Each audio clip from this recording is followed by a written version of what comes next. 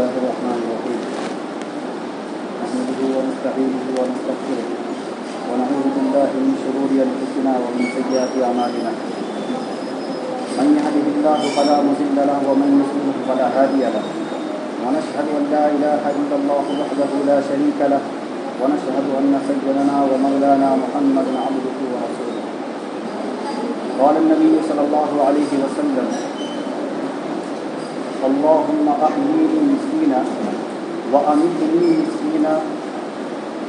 أو كما قال عليه الصلاة والسلام. لائق صدر احترام اور معزز سامعین مکرم،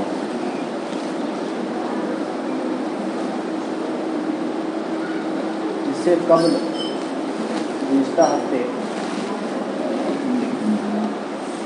آپ کے سامنے تقویٰ کی بحث چھیڑی گئی تھی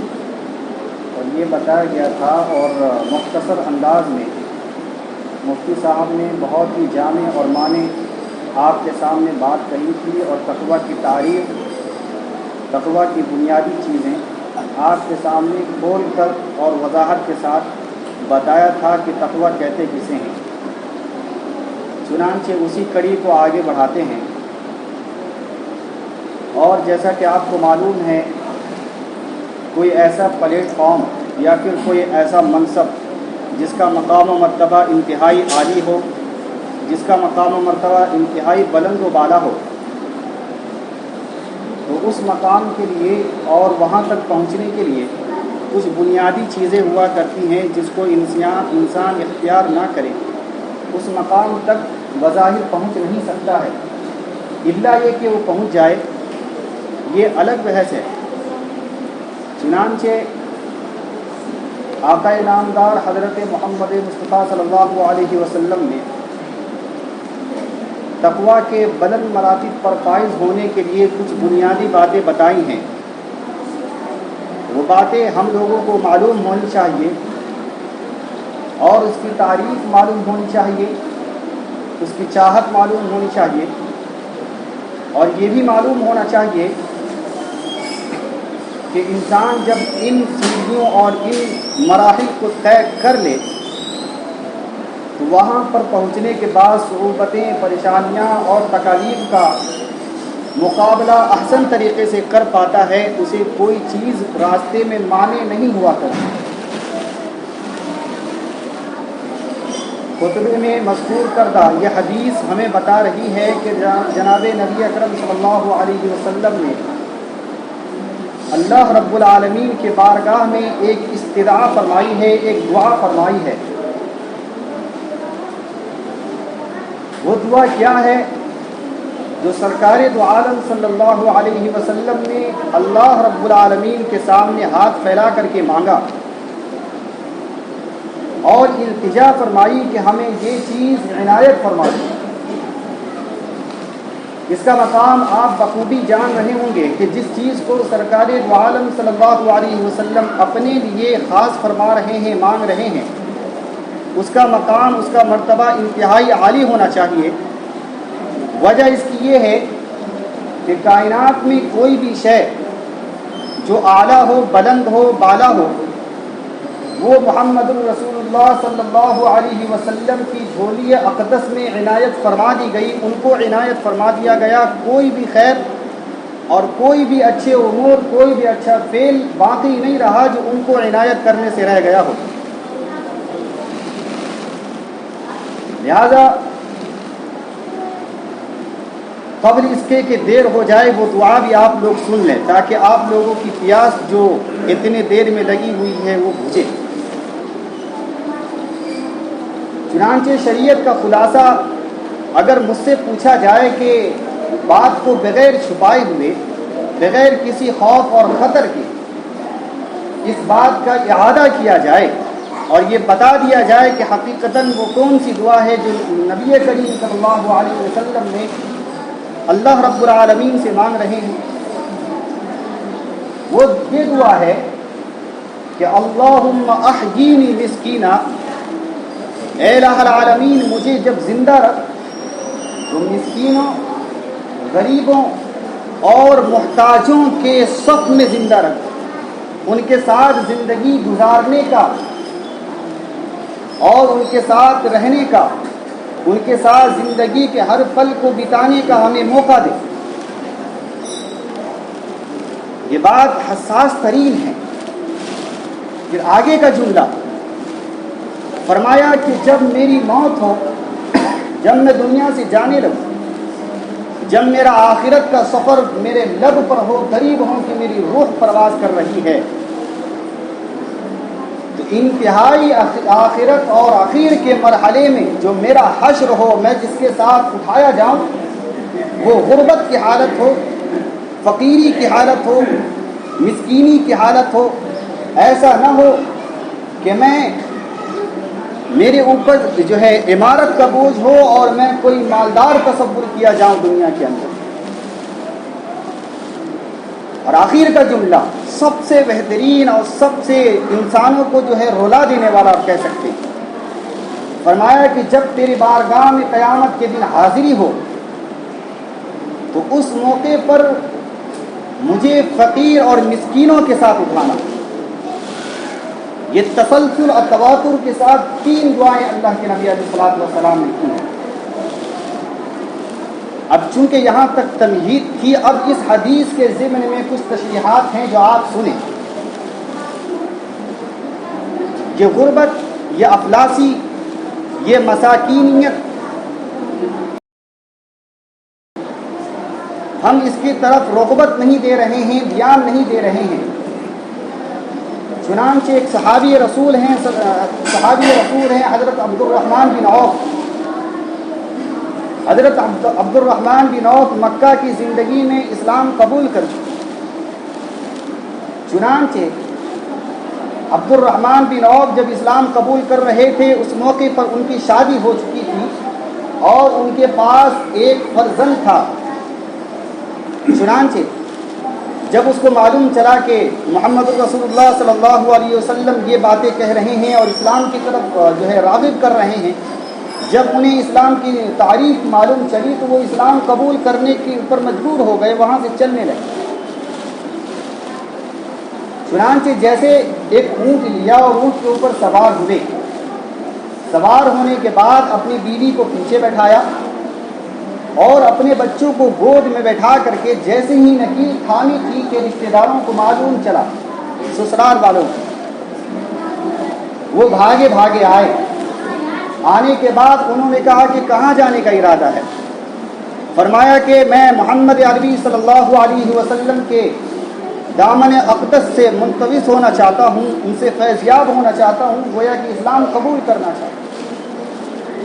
لہٰذا انہوں نے کہا عبد الرحمن تم ایسے نہیں جا سکتے، یہ بیٹی ہماری ہے، اسے واپس کرنا پڑے گا۔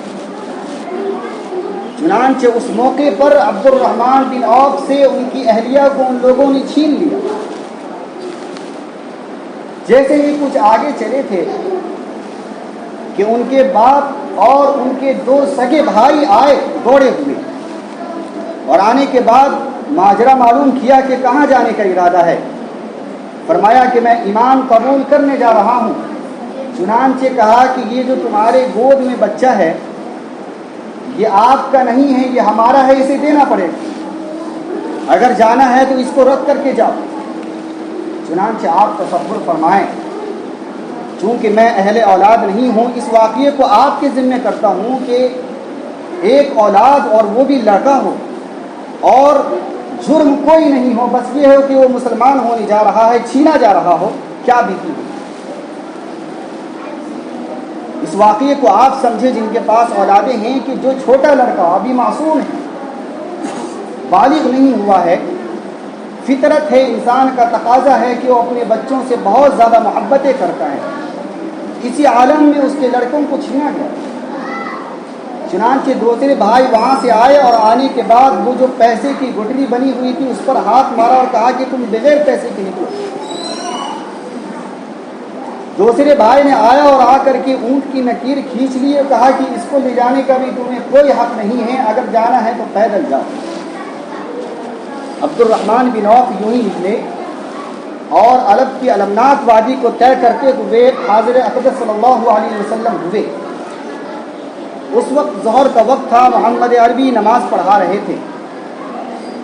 جیسے ہی ظہر کے سلام پھیرے تو محمد عربی صلی اللہ علیہ وسلم کا چہرہ عبد الرحمن کے اوپر پڑا، تو پوچھا کہ کیا ماجرا ہے، کیسے آنا ہوا ہے؟ فرمایا کہ اللہ کے نبی، دین بچا لایا ہوں، دنیا لٹا آیا ہوں۔ یہ جملہ ارشاد فرمایا۔ اللہ کے نبی نے فرمایا کہ اگر آپ نے دین بچا لیا ہے، دنیا کو قربان کر دیا ہے، تو گواہ رہو کہ تم نے کچھ بھی نہیں کھویا۔ چنانچہ جب دوبارہ محمد عربی کی چہرہ جو ہے ان کے اوپر پڑی ہے، تو محمد عربی دیکھ رہے ہیں کہ ان کے ہونٹوں سے خون جاری ہے۔ سبب معلوم کیا تو فرمایا کہ بھوک اور پیاس کی تپش نے میرے ہونٹوں کو جلا ڈالا اور یہاں سے خون جاری ہے۔ قدم مبارک کی طرف جب آپ کی نظر پڑی ہے تو دیکھا چپل نہیں تھا اور یہاں سے بھی خون جاری ہے۔ تو فرمایا کہ اس سرزمین سے پیدل آپ کے پاس تشریف لایا ہوں۔ یہ ماجرا چنانچہ مسجد نبوی کے اندر رونما ہوا تھا۔ آپ کی طریقے سے بہت سارے صحابی رسول اس مسجد نبوی کے اندر جمع تھے۔ ایک صحابی کو جوش آیا اور کھڑے ہو کر کہنے لگے، اللہ کے نبی، یہ تو مسکین ہے، غریب ہے، نہ اس کے پاس گھر ہے اور نہ ہی اس کے پاس کوئی بیوی ہے، نہ اس کے پاس سرزمین ہے رہنے کے لیے۔ ایک کام کیجئے کہ میرے پاس مال جو ہیں ان کے 2 ٹکڑے کرتا ہوں، ایک ٹکڑا ان کو دے دیا جائے، ایک ٹکڑا مجھے دے دیا جائے۔ دوسرے صحابی کھڑے ہوئے، فرمایا سننے میں آیا ہے کہ بیوی بھی ان کی چھین لی گئی ہے۔ فرمایا عبد الرحمن، میرے پاس 2 بیویاں ہیں، ایک کو طلاق دیتا ہوں، عدت گزارنے کے بعد اس سے جو نکاح کر لو۔ یہ محبتیں تھی غربت والوں سے اور افلاق سے اور جو ہے مساکین سے اور جو ہے محتاجوں سے۔ تیسرے صحابی کھڑے ہو کے کہنے لگے، آدھی زمین میری، آدھی زمین آپ۔ چنانچہ یہ تقسیم صحابہ کرام کے دور، محمد عربی کے دور میں صحابہ کرام کی جب ہوئی ہے، تو اب اس واقعے اور شروع کی احادیث کا ٹکڑا دونوں کو ملائیں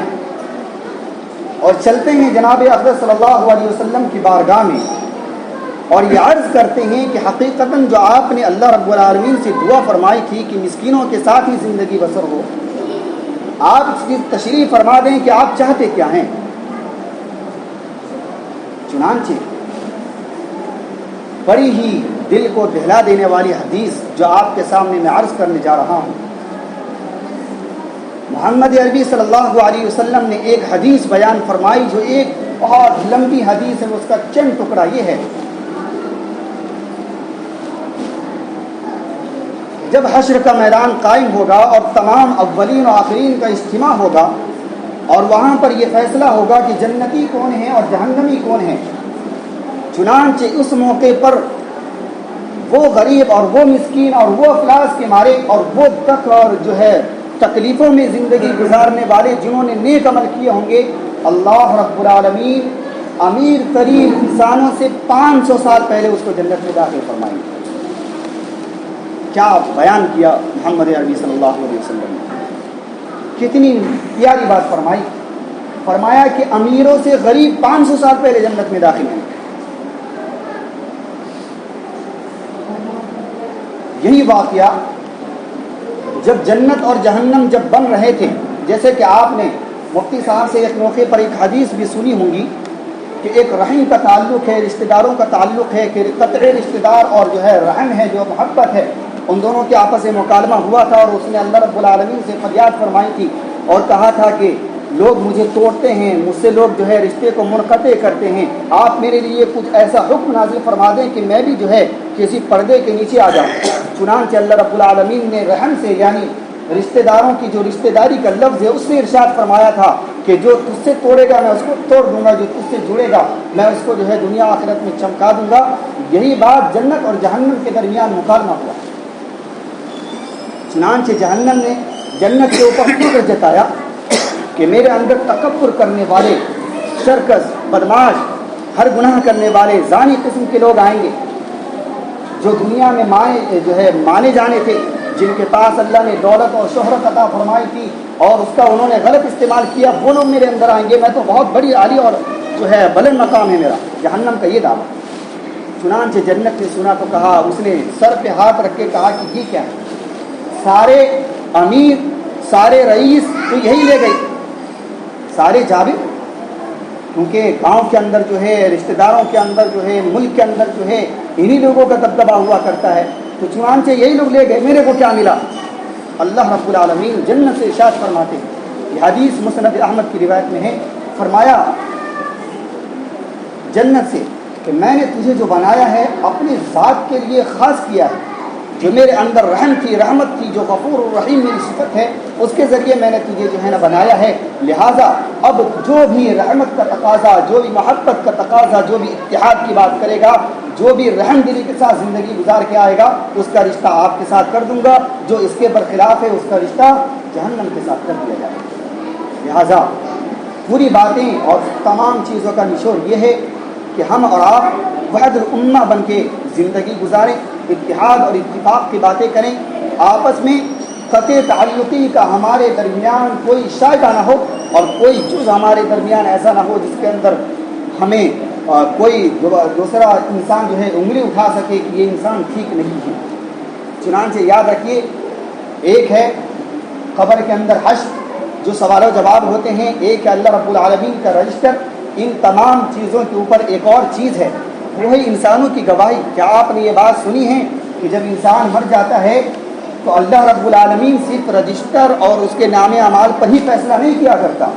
बल्कि गांव में बसने वाले, रहने वाले इंसानों के दिल को देखता है और ये देखता है कि वो इंसान के रहलत फरमा जाने के बाद, जब वो मर चुका है, उसके बाद क्या लोग उसकी तारीफ कर रहे हैं या बुराई कर रहे हैं। हदीस के अंदर ये बात मिलती है कि अगर 3 आदमी, गांव के रहने वाले रिश्तेदार, कराबत के लोग, अगर उस इंसान की तारीफ फरमा देते हैं तो अल्लाह रब्बुल आलमीन की रज़ा उसके लिए मुतय्यन होती है। लेकिन अगर, जैसा कि हम और आप जानते हैं, आप खुद जानते हैं, तमाम लोग जानते हैं अपने करियर और अपने जो है इमेज के बारे में, अगर खुदा न खास्ता हमारे मरने के बाद हमारी ज़िंदगियों के ऊपर अगर कोई उंगली उठाने वाला मिल जाए, खुदा न खास्ता, तो फिर नामे अमाल से कुछ नहीं होगा, इनसे ज़्यादा कुछ होगा। लिहाजा हमें और आपको ये मैसेज और ये पैगाम दिया जाता है कि जब ज़िंदगी गुजारें तो अपने आप को मिस्कीन के तौर पर ज़िंदगी गुजारें, गरीब के तौर पर ज़िंदगी गुजारें, गुर्बत के अंदर ज़िंदगी गुजारें। अगर अमारत और अगर जो है अमीरीपन, ये जो है पैसा, अगर फी नफ्सी अच्छी चीज़ होती, जैसे कि हदीस के अंदर और मुहद्दिसीन के अक़वाल के अंदर ये बात आपको मिल जाएंगी कि फी नफ्सी ही माल दौलत जो है ख़राब चीज़ नहीं है। लेकिन आप एक नज़र से देखें, अगर ये अच्छी चीज़ होती तो सबसे पहले मोहम्मद अरबी की झोली में डाल दी जाती और सबसे अमीर तरीन वही इंसान होते। लेकिन आप उनकी ज़िंदगी का खुलासा देखें, कभी भी उनके ऊपर ज़िंदगी में एक मरतबा हज फ़र्ज़ हुआ था, उसके अलावा ज़िंदगी में चुनांचे मालूम चला मोहम्मद अरबी सल्लल्लाहु अलैहि वसल्लम की ज़िंदगी उनके दुआओं के मंशे के मुताबिक गुजरी है और फ़क्र व फाक़ा में भी। लिहाजा हमारा ये हक़ है, हम गरीबों को उसका हक़ दें, मिस्कीनों को पहचानें, उसके साथ ज़िंदगी गुजारने में वो लुत्फ़, वो मज़ा और वो सुरूर है जो अल्लाह रब्बुल आलमीन आपके दिलों के अंदर पैदा फरमाते हैं। आप बग़ैर वहाँ तक पहुँचे उसको मैसर नहीं कर सकते। लिहाजा दुनिया की मिसाल इमाम नबवी रहमतुल्लाहि अलैह ने अपने हिकायात के अंदर नकल फरमाया है, बड़ी अच्छी मिसाल दी और कहा कि दुनिया से बेक़त्ल ताल्लुक़ नहीं करना चाहिए, ऐसा ना हो कि इंसान दुनिया को जो है छोड़ दे। लिहाजा उन्होंने बड़ी प्यारी मिसाल दी और फरमाया कि जिस तरीके से एक समंदर हुआ करता है और समंदर के अंदर तैरने वाली कश्ती हुआ करती है, बिल्कुल इंसान की ज़िंदगी वैसी है जैसे कि सारा आलम उसका पानी हो और ख़ुद वो उसके अंदर कश्ती हो। कश्ती के अंदर पानी आ जाए तो कश्ती वालों के लिए नुकसानदह साबित हो सकता है, लेकिन अगर कश्ती के नीचे पानी ना हो फिर भी नुकसान है, कश्ती चल नहीं सकती है। लिहाजा दुनिया का होना ज़रूरी है। साथ ही साथ आप इस बात को जो है अपनी ज़िंदगी का लाहे अमल तसव्वुर करके चलें कि हमें जो है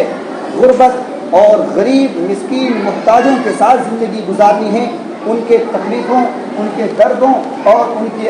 आलाइशों को जो है मद्देनज़र रखनी चाहिए और अल्लाह रब्बुल आलमीन से दुआ करनी चाहिए कि अल्लाह रब्बुल आलमीन हम सब का हश्र जनाब मुहम्मद रसूलुल्लाह सल्लल्लाहु अलैहि वसल्लम के बताए हुए हदीस के मुताबिक जब हम ज़िंदगी गुजारें तो गुर्बत के अंदर हों, मौत जब लब पर आए तो गुर्बत की हालत में हों, हश्र के मैदान में मोहम्मद अरबी का अगर साया चाहते हैं تو غربت کے ساتھ جو ہے وہاں جانے کی تمنا کریں. اسی میں عافیت کی زندگی ہے اور اسی میں انسانوں کی مسلمانوں کی فلاح و بہبود کی طرح مضمر ہے. وآخر دعوانا